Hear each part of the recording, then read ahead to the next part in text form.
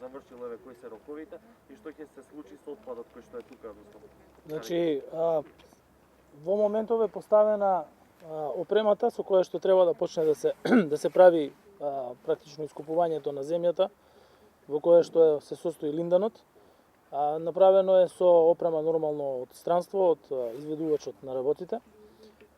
Со специјални шини ќе биде пренесена до специјални контейнери и потоа ќе биде однесена во странство, во Франција и во Холандија, каде што постојат постројки индустријски кои што го преработуваат и линданот, меѓутоа подосна и земјата која што останува и која што подосна се користи. Кога би почнал? Подготовките се сега завршени, мислам дека идната недела започнуваат со искупување. Според проектот кој што го имаат ќе трае искупувањето и ќе се работи во 5 лота на изнесување на земјата, која што ќе биде транспортирана надвор од државата. И откако тоа ќе заврши, веќе Министерството за животна средина работи на воспоставување на проект и на негово финансирање за големата депонија, бидејќи големата депонија е 10 пати поголема од оваа која што сега почнува чистењето, и потоа ќе се работи на нов проект, а тоа е за чистење на погонот за електролиза, кој што е полн со жива, која што е уште повеќе опасна. Меѓутоа со јасен план и со посветеност, и ако биде работата извршувана ефикасно како до сега, вие гледате дека се е поставено, сметам дека во наредниот период конечно овој опасен дел за Скопје и за државата ќе биде конечно исчистен, бидејќи оваа депонија тука се наоѓа од 1975 година. Благодарам. Премиер, вие кога дојдовте тука да зборувате, вие министрот рековте почитувани медиуми, но не оставивте буквално според протоколот кој што е да идеме од капијата до тука пешки, па сакаме да ве прашаме, еве ги гледате сите камери и се што носиме со нас, дали сметате дека е во ред да бидеме таму паркирани, да доаѓаме до тука пешки, а толка паркинг Беше најавено да бидат пропуштени до овде, но ќе видиме со никој обезбедување кој што е премиерот. Јас ќе одговорам. Јас прво, ако тоа ви предизвикало непријатност, сакам да ви се извинам во име на организаторите. Ќе проверам дали е тоа заради безбедноста во објектот, бидејќи и ние кога бевме таму моравме да носиме специјална опрема. Ако не е така, тогаш ќе се потрудам тоа да не се случи во иднина, за да мора да ја носите опремата. Значи, вашите возила се побезбедни од наши веша? Јас кажав дека вие со возила, а ние пешки. Јас кажав дека ќе проверам, ви се извинив доколку бил направен превид и доколку не се косело со безбедносните стандарди, тогаш ќе направам, односно ќе се потрудам тоа да не се случи во иднина. Премиере, да, од владата има најавено 12 советници за наредниот период за вработување. Од каде пари, зашто ќе се наменат и што со оние 50 и нешто се од вашиот претходник? Прво, во владата има советници. Дел од нив нема да бидат советници повеќе со оглед на реорганизацијата во кабинетот. Дел од нив ќе работат на линиски работи за кои што се специјализирани, бидејќи такви работи и извршувале.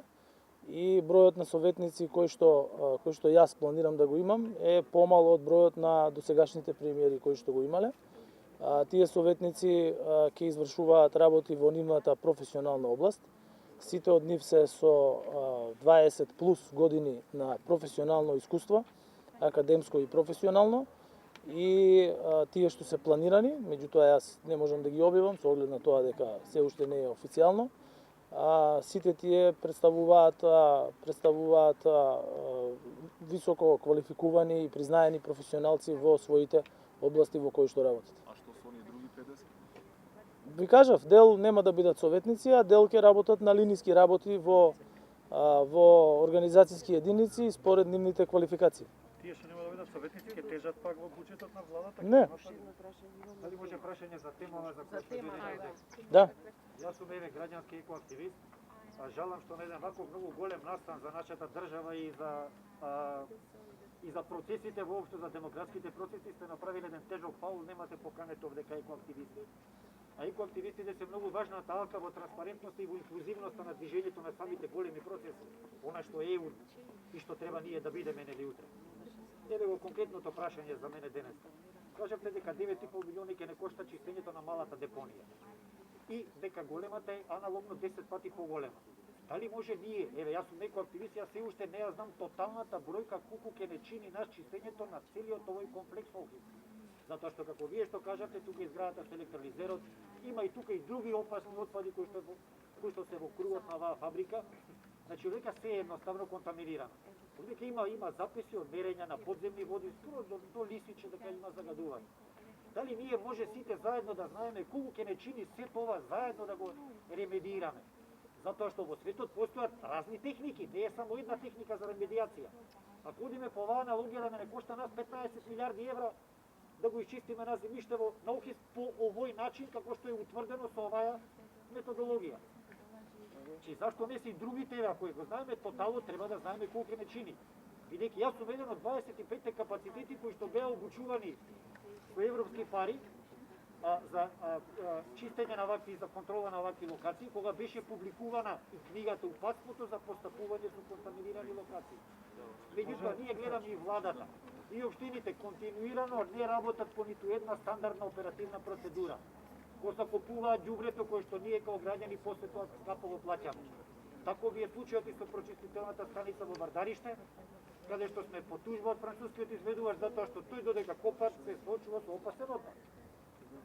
Така да, може ли прашањето повторно конкретно? Колку ќе не чини се тоа тотал за да знаеме која е математиката?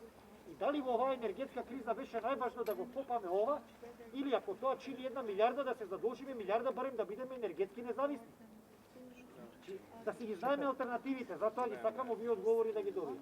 Вие прво сакам да ви се заблагодарам на прашањето и сакам да се заблагодарам на сите невладини организации од областа на од областа на заштитата на животна средина, кои што ова прашање го држеле во јавноста во текот на изминатите години. Јас на почетокот кажав дека ова прашање е од 1975 година. Дел од нас тука што сме, односно од вас, јас сум имал 1 година тогаш, дел не биле ни родени кога овој проблем постоел. Ви отворите неколку теми кои што се однесуваат на инвестиции, кои што се однесуваат на чистење на линданот и на тоа какви техники постојат во светот за чистење на линдан, со цел да биде направено на најдобар можен начин и на најбезбеден начин за граѓаните прво на градот Скопје. Во овој проект учествуваат и со своји финансиски средства и Европската делегација, и владата на Кралството Норвешка, меѓутоа и респектибилни организации на Обединети нации, чии што представници се тука. Странска компанија која што има искуство во ова го прави вадењето и нормално дека отпадот ќе биде транспортиран, како што кажав, во Франција и во Холандија. Значи се работи за добро проектиран и осмислен процес. Во однос на сумата за малата депонија, тоа го кажа министерот за животна средина колку чини, и јас кажав и вие повторивте дека се работи за правење на проект и за големата депонија и за погонот за жива. Дури има и една депонија која што се наоѓа надвор од овој фабрички круг, која што треба исто така да се деконтаминира и да се ревитализира тоа земјиште. Вие секогаш можете да пристапите до Министерството за животна средина. Тука е министерот, тој секогаш бил отворен за контакти со невладините организации, каде што ќе можете не само да се информирате, меѓутоа и со своето заење да придонесете во оформувањето на проектите. Дали тоа може да се направи секако еден проект, не зависи само од Министерството за животна средина, зависи нормално и од странските партнери. Прво во делот на финансирањето, второ во делот на проектниот менеджмент и трето во делот на обезбедување на партнери кои што ќе ја преземат таа земја тука контаминирана, за да може да ја преработат, да го отстранат линданот и земјата потоа пак низ уште еден процес да биде вратена во состојба да може да се користи на друго место, секако во странство. Така да нормално Министерството за животна средина е отворено. Вие поставивте и некои други прашања во однос на заштитата на животна средина. Ја ве поттикнувам да контактирате со Министерството за животна средина. Исто така во собранието на на државата има комисии кои што се задолжени за оваа тема, кои што исто така имаат комисиски расправи, на кои што треба да бидат повикувани представниците на невладините организации. И исто така ве поттикнувам и таму да контактирате. Јас сум секако отворен, не би тука поразговарав со вас и уште еднаш ви се заблагодарувам дека Ве молам со прашањата да продолжиме новинарски. Ве молам со прашањата новинарски ќе Премиере, значи вака, вчера во седница на влада се донесе одлука за институциите да не трошат непотребни не ги трошат непотребно средствата. Кој ги контролира тие институции, тие дирекции, тие други институции кои што ќе потрошат за мебел и за непотребни пари и дали ќе се санкционираат, бидејќи пред да донесете вашата одлука имаше неколку информации во јавноста дека се трошат пари за перење коли, за мебел, за кафе, за непотребни игри. Кој ќе ги контролира и кој ќе ги санкционира? прво во однос на мебелот и во однос на колите и кога се правеше буџетот за 2022 година, тековните трошоци се намалени за 8%, а мебелот и беше предвиден само за опремување на касарните и за опремување на училиштата таму каде што е потребно, а колите беа предвидени за инспекцијските служби и за зборам за доминантната бројка и за другите институции каде што се неопходни. Со вчерашната одлука секоја набавка на мебел или на коли мора да биде одобрена од страна на владата и тоа ќе биде направено само во случај доколку е неопходно. Во однос на другите трошоци, а тоа се однесува на тековните трошоци, на трошоците за стоки и услуги, кои што се ограничени со процент на намалување, исто така и трошоците за репрезентација, кои што се ограничени со 50% намалување. Контролата ја врши нормално Министерството за финансии, бидејќи сите институции, прво оние кои што се директно во буџетот, Министерството за финансии има увид на дневна основа практично за нивното работење и за трошоците, а додека за јавните предпријатија и за трговските друштва во државна собственост, тие имаат обврска на 3 месеци да поднесуваат финансиски извештаи до Комисијата за економски систем, кои што потоа се разгледуваат и одобруваат на влада. Секој оној кој што нема да ја почитува таа одлука, ќе биде нормално санкциониран согласно со законите за трговски друштва и со законите за работни односи. Едно прашање повелете. Ве молам, дали се планирани вработување во инспекторатот за животна средина? Во инспекторатот за животна средина тоа најдобро може министерот за екологија да ви. За премиерот дали има уште едно прашање, па продолжиме со министерот. Имаме повеќе. Ве молам по едно прашање.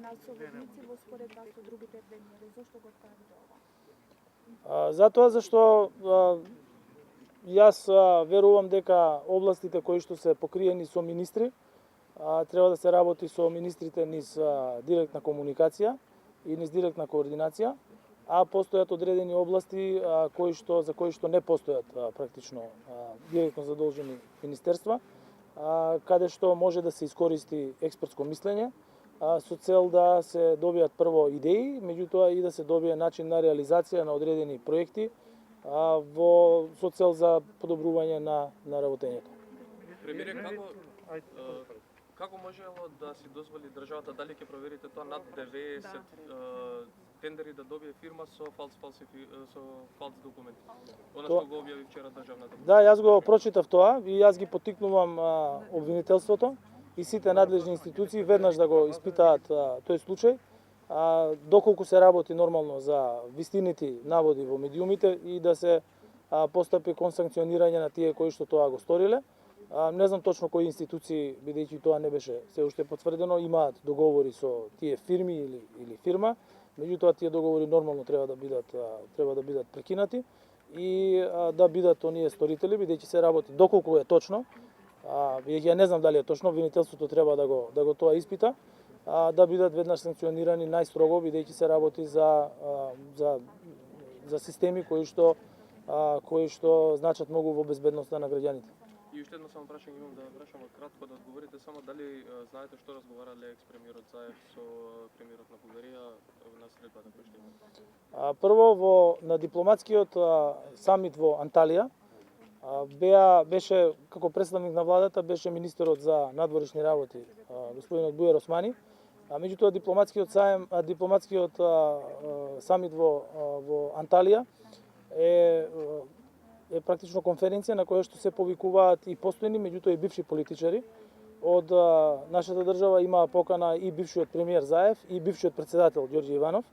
Во однос на тоа што разговарале, председателот Иванов, бившиот председател Иванов имаше свое соопштение, а на социјалните медиуми и премиерот, бивши премиер Заев, објави што има разговарано во текот на конференцијата која што таму се одвивала и од тоа што можевме сите да прочитаме дека се работи за потврдување на позициите на Република Северна Македонија и во едниот и во другиот случај на нашата цврста евроинтеграцијска определба. Премиере, уште две кратки прашања имам сега, моля, пошто не веќе даме се веден, граѓаните треба да се информираат. Прво, вчера се донесе одлука за албанскиот език да се користи во униформите на полицијата. Зошто е донесена на тој начин за последна година да почне да се спроведува тоа? И второто после, што е другото? Прво, таа е одлука која што произлегува од Законот за употреба на езиците и не се работи за одлука, се работи за уредба, каде што се спроведува и извршува Законот за употреба на езиците. Ставен е период до 1 година, затоа зашто за униформи и за друга опрема која што носи обележја, потребен е процес на тендерирање и на производство нормално на таа опрема и затоа е ставен таков период. И за дериватите, нешто сега да прашам, кога во светска берза поскапија дериватите на $130 за одма кај нас утре дента се донесе одлука за исто така 10-15% да се поскапат и бензинот и нафтата и така натаму. Сега кога веќе околу 4-5 дена во светската берза се околу $79 дериватите, кај нас уште стојат истите цени кои се замрзнати. Како може кога треба да се поскапуваат одма да се донесе одлука, а кога треба да се поевтинуваат да чекаме да дојде тој линеарниот процес кај нас? Прво, цената на нафтата и нафтините деривати ја определува регулаторна комисија за енергетика, таа е независна комисија за енергетика и која што цената ја определува врз основа на методологија која што е пропишана. Во однос на цената на нафтата и нафтини деривати, ние сме сведоци дека заради одлуките кои што ги донесовме во однос на определувањето, односно намалувањето на скалестото намалување на акцизата и намалувањето на данокот на додадена вредност, во регионот не имаме најниска цена на нафта и нафтини деривати. Било каде да отидете, нема да најдете поевтина цена и тоа се должи на брзата и на времена одлука која што беше донесена, односно мерките и препораките донесени од страна на владата, и ефикасноста на парламентот во донесувањето на законските решенија кои што веднаш беа објавени и можеше регулаторна комисија да ја носи одлуката. Таа методологија на пресметка на цена исто така беше по препорака на владата направена да на дневно ниво може да се менува, а не на неделно ниво. Во однос на вашето прашање, колку што беше порасната цената на берзата, имаше одреден број на денови кога таа не беше веднаш коригирана заради 7-дневното усогласување. Дел од компаниите кои што работат на пазарот со нафта и нафтини деривати покажа шпекулативно однесување. Тоа веднаш беше санкционирано од страна на соодветните инспекцијски служби. Дел поднесува и загуба, мора да бидеме искрени, кои што до крај во тој ден кога беше очекувано покачувањето на нафтата и нафтените деривати испорачува гориво цело време. Методологијата е таква да не може да се манипулира со неа и сите цени кои што се определуваат согласно со таа методологија. Мислам дека и вчера имаше намалување на цената на дизелот и доколку дојде до стабилизирање на цената на нафтата и нафтените деривати, нормално дека тоа соодветно ќе влие и на малопродажната цена. Колку што гледам, утрово берзите пак пораснаа. Ќе видиме како ќе се движат во текот на денот, бидејќи дневно се менуваат цените на берзите. Ние мора да бидеме свесни дека Европа се наоѓа во војна, во Украина се води војна, каде што Русија изврши воена агресија врз Украина и сето тоа влијаеше исклучително негативно и со далекосежни последици како на цените на енергенсите, така и на цените на храната, на цените на вештачките ѓубрива, на цените на суровините, особено на железото, на јагленот и на другите основни суровини. И сите мерки кои што владата ги донесе во изминатата недела, 26 мерки, се токму за справување со овие предизвици пред кои што се соочуваме ние, меѓутоа и целата светска економија. Премиере, кога ќе има ребаланс на буџетот и се планираат ли нови дополнителни задолжувања покрај најавената еврообврзаница од 600 милиони евра, во насока на ова има ли и нови проекции колку треба да достигне да порасне јавниот долг годинава и само дополнително кажете ми во овие кризни времења зошто владата не донесе одлука да се солидаризира со граѓаните, па функционерите да се стават на минимален? Прво, во однос на ребалансот и во однос на задолжувањето, министерот за финансии веќе имаше неколку изјави на медиумите дека во кризна година, а ние сме во исклучително кризна година, ова е најкризната година после Втората светска војна во Европа и во светот. Нормално дека ќе се прави ребаланс, тој ребаланс во Министерството за финансии, службите работат на негова подготовка, нормално, бидејќи подготвувањето на ребалансот не е еднодневен процес, тој се одвива низ законски пропишана постапка и нормално кога ќе дојде на дневен ред, тој ќе биде ставен и на влада и пред претениците во собранието. Во однос на задолжувањето, тоа е веќе пропишано во буџетот за 2021 година во износ од 600 милиони евра. Министерството за финансии работи на начинот на задолжувањето и на моментот кога тоа ќе се направи со оглед на движењето на пазарите на капитал во светот, бидејќи дел ќе биде надворешно задолжување, дел ќе биде внатрешно задолжување според првичните проекции. Меѓутоа се уште прават анализи и проекции во Министерството за финансии. Ние сме во постојан контакт и со Народната банка на државата, бидејќи во услови кога има увезена светска инфлација, монетарната и фискалната политика мора да бидат координирани и хармонизирани помеѓу себе и тоа се прави на таков начин. Во однос на јавниот долг е проектиран во државата во среднорочна рамка, што значи во 4 годишен период. Ние оваа година, односно минатата година, 2021 година, направивме намалување на јавниот долг на ниво од 59,9%, сега ќе има негово зголемување во оваа година, меѓутоа среднорочната рамка до 2026 година, која што е презентирана пред претениците, одобрена во среднорочната стратегија за јавен долг, која што се презентира заедно со буџетот за 2022 година и со среднорочната рамка на буџетот, таа е презентирана и пред странските кредитори и пред мултилатералните финансиски институции, така и ќе биде реализирана. Ви благодариме. Во однос на ограничувањата, ние ги направивме, прво гледате дека донесовме мерки за ограничувања, меѓутоа има други ограничувања кои што зависат од Законот за работни односи и тоа треба да се направи предпазливо, бидејќи знаете дека неколку пати имаше такви обиди, меѓутоа сепак треба да се почитуваат сите закони при носењето на мерките. Ви благодариме. Дали сметате дека се доволни овој пакет антикризни мерки со оглед на тоа што синдикатите веќе најавија дека до владата ќе достават свој предлог мерки за проширување на антикризните мерки, затоа што како што велат синдикатите како што пресметуваат сега повторно покачената минимална плата не е доволна за покривање на месечните трошоци, бидејќи инфлацијата ја изеда на некој начин покачената минимална плата. Минималната плата е покачена повеќе од инфлацијата. Минималната плата, да се подсетиме, пред 5 години беше 9.000 денари, сега е 18.000 денари, таа е покачена за 100%. Пред 5 години беа потребни 4,25 минимални плати за да се покрие една потрошувачка кошничка. Сега се потребни 2 минимални плати за покривање на една потрошувачка кошничка. И тоа се факти кои што можеме да ги коментираме, меѓутоа не можеме да најдеме аргумент против нив. И ова е придобивка на една социјалдемократска влада, која што навистина се грижи за примањата на оние кои што многу придонесуваат во општеството, меѓутоа исто така и за најранливите категории. Кога се однесува за најранливите категории, вие ако ги погледнете антикризните мерки, тие се таргетирани. Значи, прво обезбедена е 3-месечна по 1000 денари помош за 35.000 граѓани од најранлива категорија. За нив се обезбедени и по 1000 денари енергетска субвенција за плаќање на енергенси и на огрев во текот на целата година.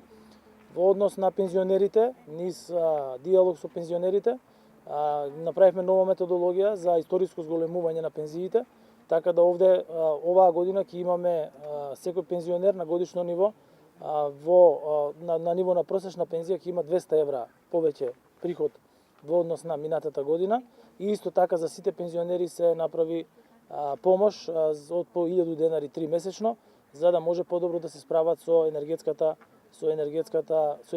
криза заради зголемените цени на енергенсите. Цените на енергенсите и цените на храната не се зголемени заради Република Северна Македонија, тие се зголемени заради војната во Украина и заради зголемувањето на цените на светските берзи. Она што ние го правиме е навремено да донесеме мерки со кои што ќе овозможиме, односно ќе заштитиме граѓаните да немаат ценовен шок. Тоа го направивме во однос на електричната енергија и вие сите знаете дека ние имаме најмала цена исто така на електрична енергија во регионот и пошироко и тоа се должи на одлуките кои што ги донесе владата за субвенционирање на електричната енергија за домаќинствата и за малите потрошувачи, со што некаде околу 80% од цената на електрична енергија е субвенционирана од државата. Истото тоа се однесува и на парното грејење во градот Скопје, каде што прво се направи превземање на управувањето со БЕК, со цел да не дојде до прекин на снабдување во Скопје, кој што би предизвикало и големи проблеми во електроенергетската мрежа во одредени делови на Скопје, и исто така со трансфери од владата за обезбедување на енергенси за производство на топлинска енергија се субвенционира во најголем износ и цената на парното грејење во Скопје. Со ова покажавме дека прво сите граѓани од најранливите категории се директно помогнати од државата и сите граѓани се заштитени од ценовен шок кој што можеше да се случи. Во делот на храната ние направивме како прва фаза замрзнување на цените, а додека во втора фаза направивме ограничување на маржите во малопродажбата и во големо продажбата, што овозможи да има контрола на цените во малопродажбата, особено на прехранбените продукти кои што граѓаните најмногу ги користат, односно основните прехранбени продукти. Ви благодариме. За министерот на уредини само има уште едно прашање.